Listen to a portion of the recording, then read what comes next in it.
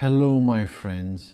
If you follow the news even from afar, you must have noticed that there are increasingly worrying tensions in the Middle East, especially between Iran and Israel.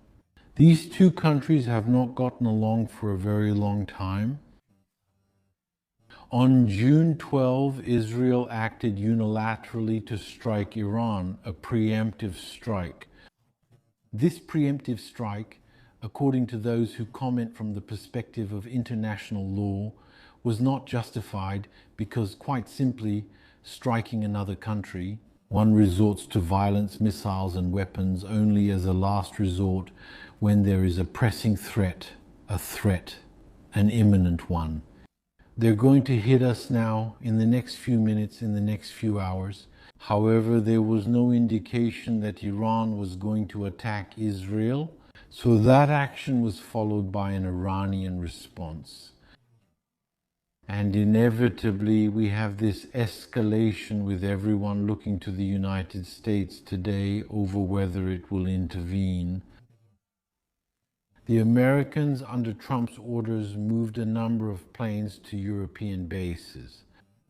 And then everyone is speculating about Trump's intentions.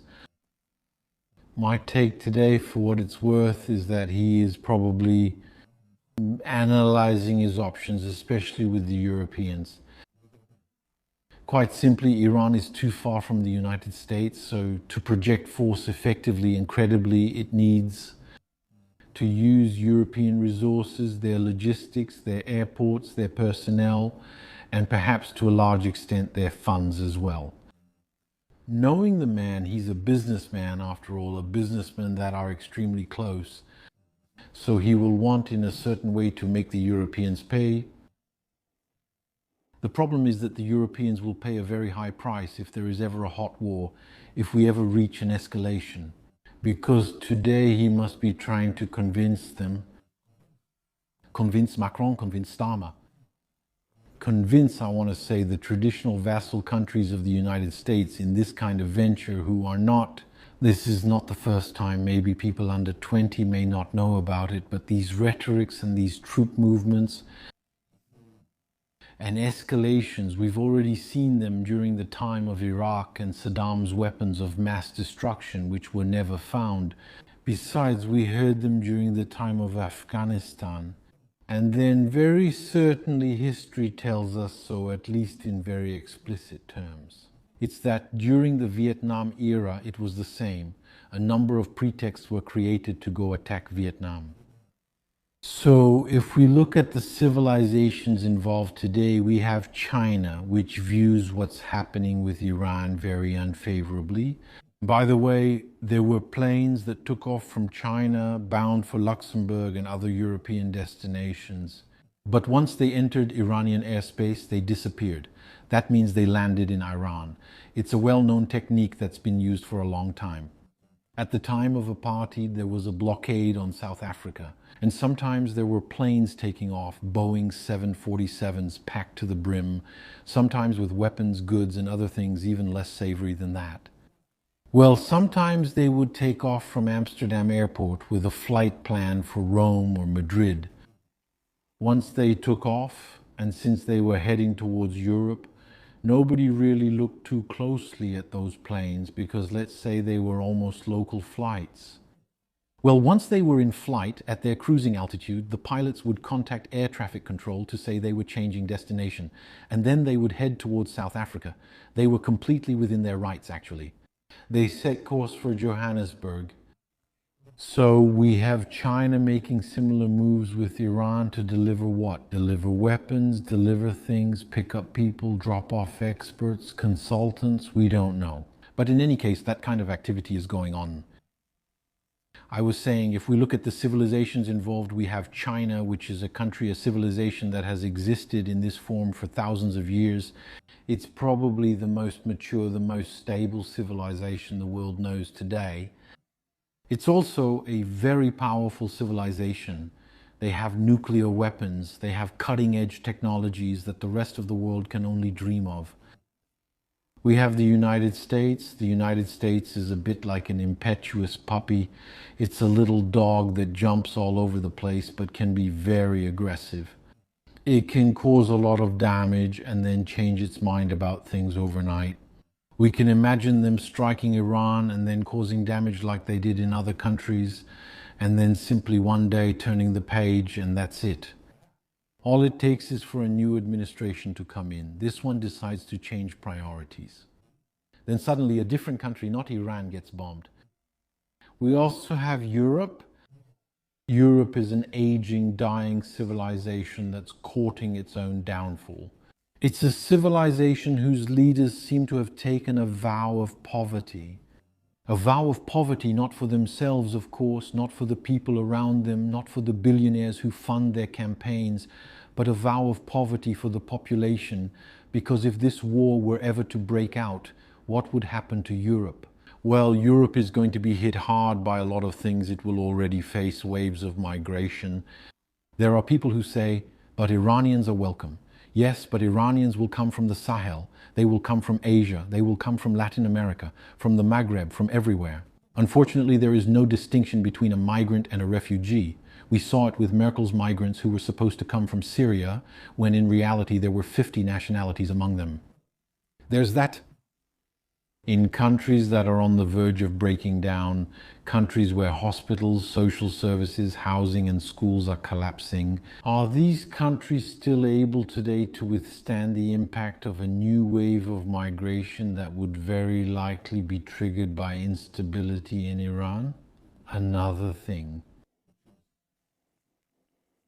We can get rid of the mullahs regime and all that, as they say. I have no sympathy for that regime. But still, before overthrowing a regime, what's the alternative? Because sometimes we might actually prefer an authoritarian regime, a regime we don't like, whether they're bearded or mustached, instead of having chaos, civil wars, and factions fighting each other. Look at Libya, look at Libya. There was Gaddafi, he had his strengths, he had his flaws, but Libya was under control. Today it's like a wasteland with factions shooting at each other, and it has also caused waves of migration toward Europe. So potentially tomorrow they could bring down the Tehran regime. Will everything be happy and positive afterward? I don't know. I don't want to see Iranians in 12 months saying it was better before, because we've already heard that it was better before. Because when the Americans go to bomb, when they bomb somewhere, I mean, it's not to bring happiness and good spirits. It's not the joy of living. When they go to bomb somewhere, they have interests, oil interests, raw materials. They found lithium deposits. 2 years ago, they announced that record lithium deposits had been found. Lithium is needed for electric cars, for example. Well, this lithium, we can imagine that there are parties who covet it as usual. And so inevitably it can fuel greed, and so it can very much justify a war. A war, whether it's the First or Second World War, but why go back? Why arbitrarily stop at this one? We can go back 1,000 years. Wars for the people, they're given surface level explanations like, yes, that's it. We did it for peace, for freedom, for dignity, for the homeland, for the flag, for values. That's what they'll tell the people. Why? Because we need the people to accept the sacrifices, the ultimate sacrifices, for people to go die in these wars, for people to send their children to die in these wars. Remember, your country is only your country on 2 occasions: when you have to shed your blood and when you have to give your money in taxes. The rest of the time, it's not your country. A lot of people say, this is my homeland. Yes, you love your homeland, but does your homeland love you? I mean, Kardashian, she arrives by private jet at Le Bourget. She's escorted by motorcycle police. We have celebrities. We've closed highways in the UK. We've closed highways for celebrities, haven't we? While you have a vehicle and you can't even get into Paris with it. Since when is this your country? Okay, I get that you love your homeland, but it's a one-sided love. I mean, you're projecting. There's a place and you're projecting onto it. You're kind of like that teenager who has pictures of a supermodel in his room and says, she's my girlfriend. I mean, at some point, you have to stop believing in fairy tales. So that's the explanation they give to the people. But in reality, what's really behind it is big money, billions, huge fortunes being created, huge fortunes being transferred. And that's really where the heart of the matter is, as they say. Regarding what triggered all this, there were the Israeli strikes on Iran on June 12, and there's an opportunistic logic at work. Because quite simply, what is Netanyahu thinking? He's thinking that if he wants to get rid of Iran, it's now or never. Why? Because he has the White House. Trump is extremely pro-Israeli. That means I would say that in the last 20 years, he's the only president who would go to war for Israel without hesitation. So this is the time to launch this provocation against Iran, hoping for a response, and then, of course, inevitably, an escalation. And then Trump, today, he's serving his second term. Trump has changed. He's no longer like he was in his first term. That's done. Today, he's speaking the same language as the neoconservatives. He probably made a deal with the American deep state. That's what allowed him to come back. Notice he split up. He split from Elon Musk.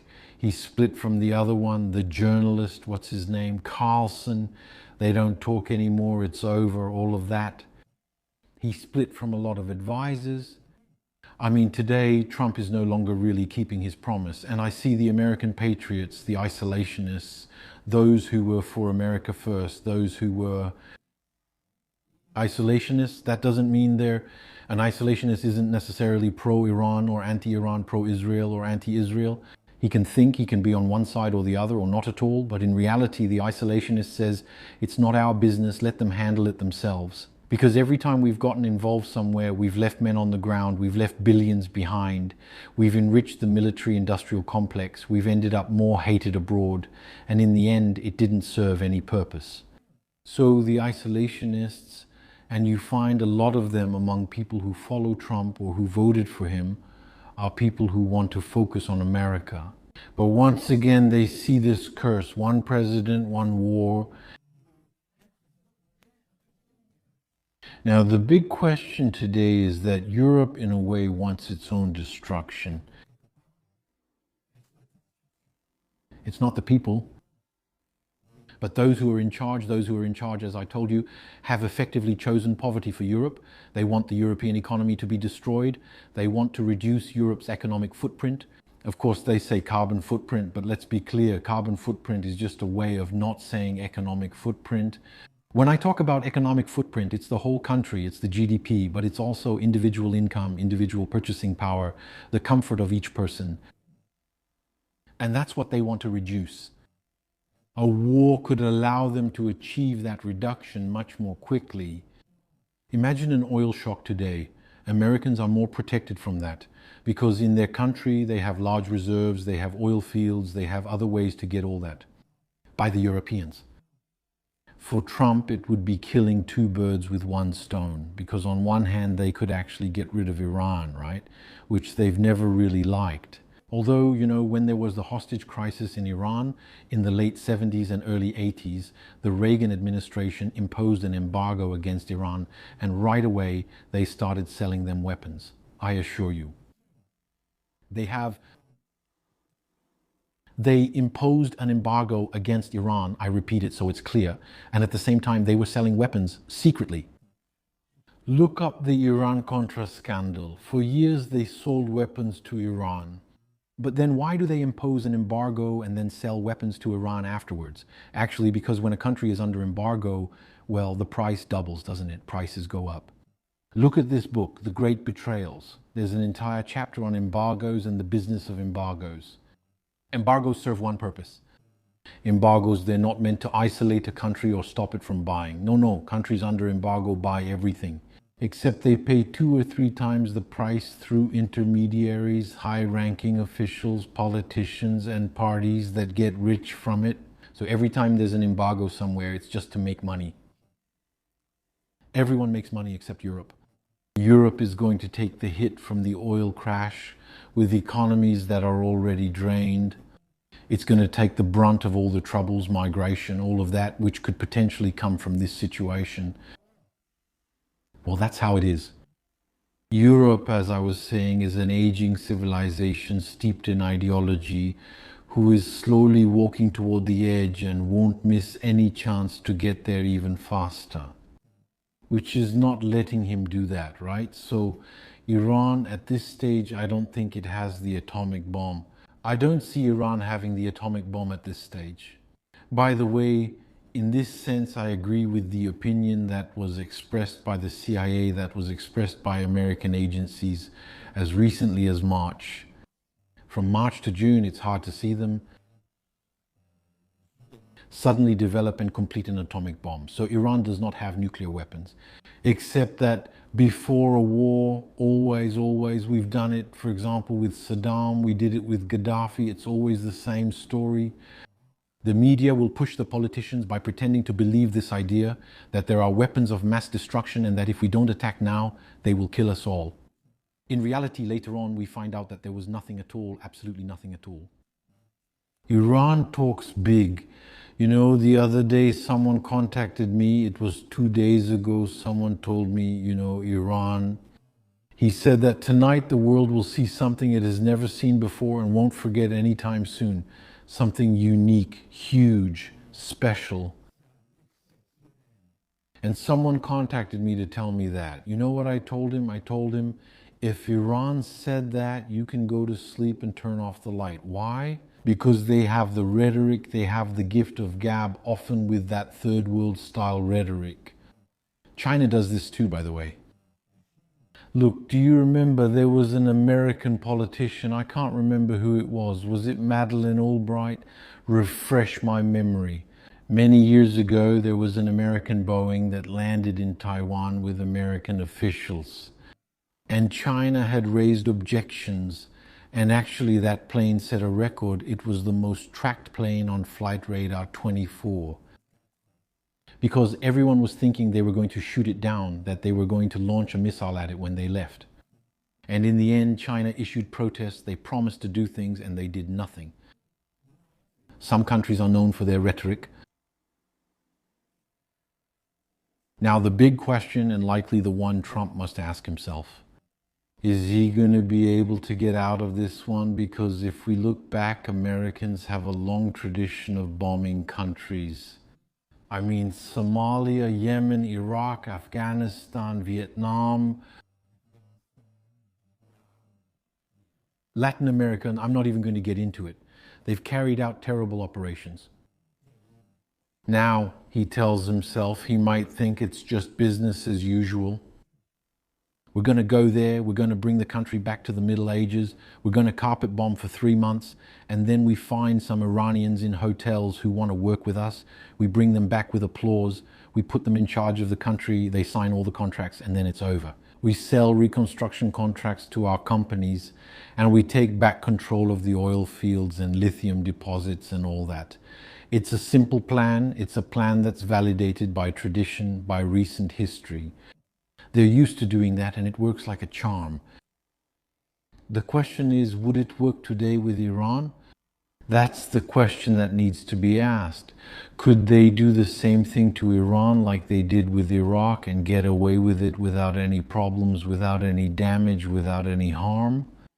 That remains to be seen. So there you have it, my friends. That's the big question today. We have no control over that. So we're going to watch the news, but we're not going to freak out. We're not going to panic. We're not going to lose sleep over it. These are forces we have no control over. And then let's hope and pray for peace and calm for everyone. Thank you for watching this video until the end, and I'll see you in the next one.